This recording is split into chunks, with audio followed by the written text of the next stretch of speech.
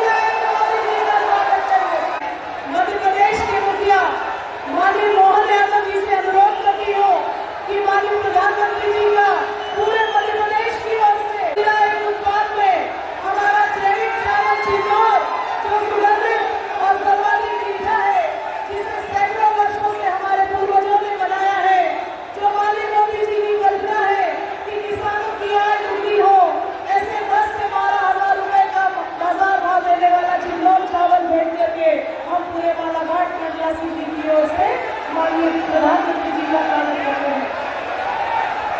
स्वागत बोलेंगे मेरे माननीय मुख्यमंत्री नमस्ते अधिनियम के तहत माननीय शक्ति मजबूत हो, आत्मनिर्भर हो, हम माननीय मोदी जी का स्वागत करते हैं।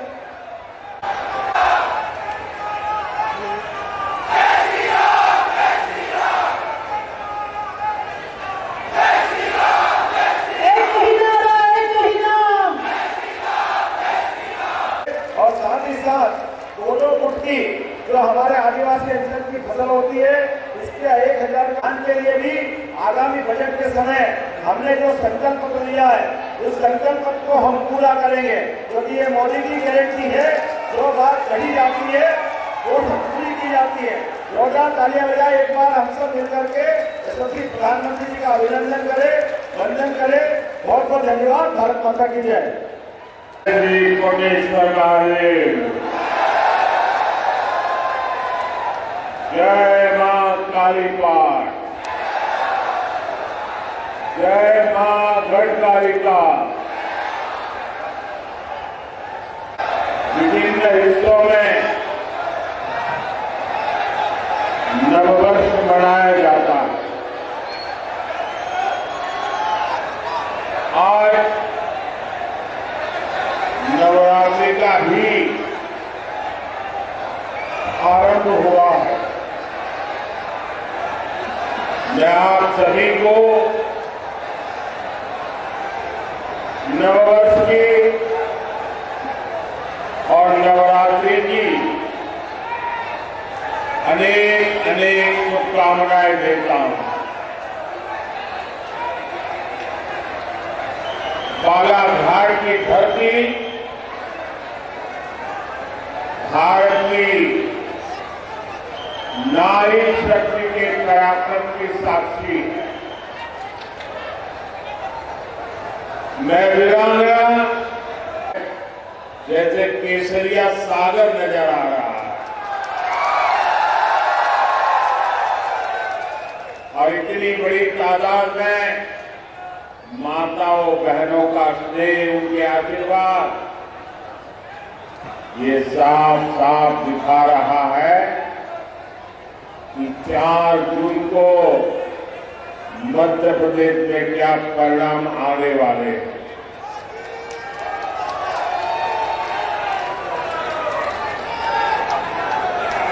चार 5 महीने पहले विधानसभा चुनाव में ही यहां आप सब लोगों ने मिलकर के कांग्रेस को पूरी तरह साफ कर दिया।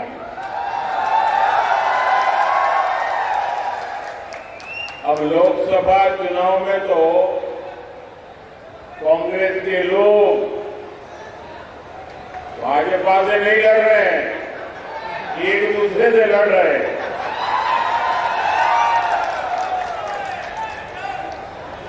और इसलिए एमपी के कोने कोने से आवाज आ रही है, फिर एक बार, फिर एक बार, फिर एक बार। साथियों, 2024 का लोकसभा चुनाव 21वीं सदी के भारत का बहुत अहम चुनाव है। ये सिर्फ देश भर का एक चुनाव नहीं है, ये चुनाव नए भारत के निर्माण का मिशन है। ये विकसित भारत, विकसित मध्य प्रदेश के संकल्प को नई ऊर्जा देने वाला चुनाव है। जब G20 में दुनिया के बड़े बड़े फैसले, असंभव लगने वाले फैसले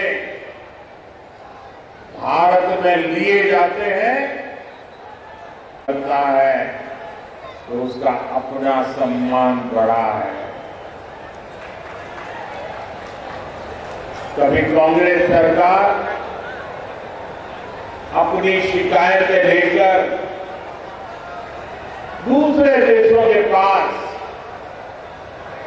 जाती रहती थी, लेकिन हर हिंदुस्तानी का हौसला बुलंद हो जाता है।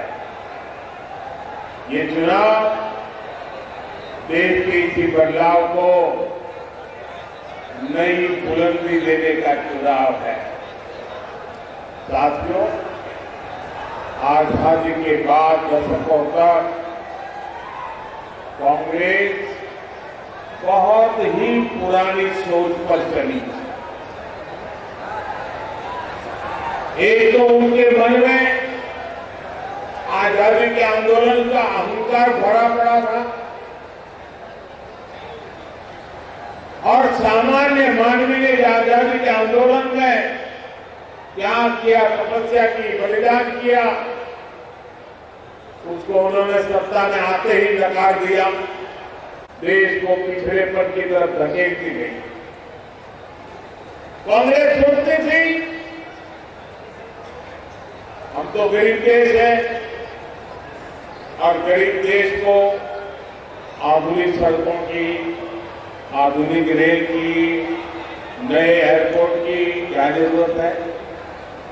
कांग्रेस के बड़े नेता जिन 2-3 बड़े शहरों में रहते थे, वहां अपने लिए सुविधाएं जुटाकर ये लोग देश के दूसरे शहरों को भूल जाते। सबका हमारी सरकार देश में आधुनिक इंफ्रास्ट्रक्चर पर लाखों करोड़ रुपए खर्च कर रही है। आधुनिक सुविधाओं पर इतना पैसा देश की किसी सरकार ने आज तक खर्च नहीं किया है। आज चाहे यहां सिवनी नागपुर के बीच 4 लेन हाईवे हो, गोंदिया बालाघाट सिवनी हाईवे हो, नर्मदा प्रगति पथ, विंध्य प्रगति पथ हो, आधुनिक वंदे भारत ट्रेन हो, अमृत भारत स्टेशन योजना के तहत मध्य प्रदेश के 80 स्टेशनों का विकास हो। बीजेपी सरकार एमपी का कायाकल्प कर रही है। कह लिए बनारसी साड़ियों की तरह उनकी भी धूम मचे। बीजेपी सरकार इसके लिए भी काम कर रही है। यही विकसित मध्य प्रदेश से विकसित भारत की मोदी की गारंटी है। ये बदलाव केवल 10 वर्षों की मेहनत का परिणाम है। इतना सारा हुआ है, लेकिन मोदी का तो यही कहना है कि ये तो अभी ट्रेलर है।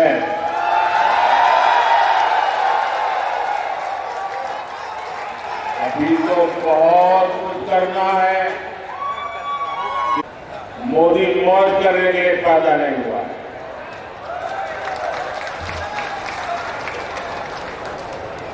मोदी मेहनत करता है तो उसके लक्ष्य बहुत बड़े हैं,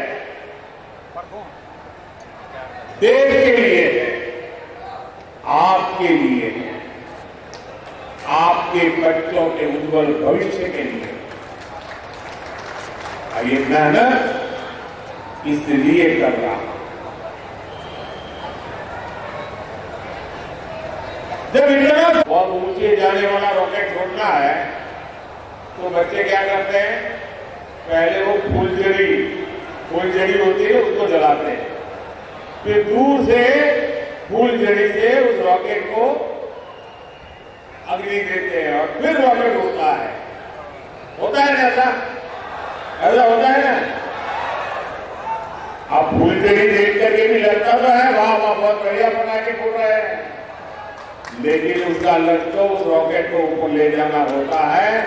वैसे ही मोदी ने अब तक जो काम किया है ना वो तो फूलझड़ी है। अभी तो विकास का रॉकेट और ऊंचे ले जाना है। समाज से आते एमपी के 44 लाख गरीब और वंचित लोगों को तब तक पक्का घर नहीं मिला जब तक मोदी ने संकल्प नहीं लिया।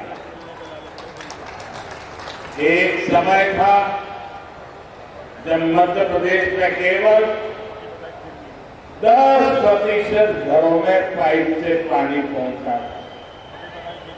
अधिकांश आदिवासी इलाकों में पानी की सप्लाई की सुविधा तक नहीं थी।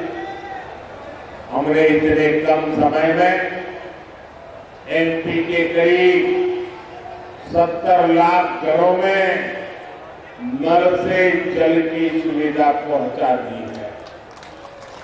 हमारे आदिवासी भाई बहनों को जल जंगल जमीन के अधिकारों से भी वंचित रखा है।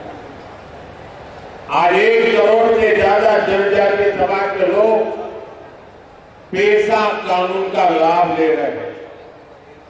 लाखों आदिवासी भाई बहनों को वन अधिकार का पट्टा भी भाजपा सरकार ने ही दिया।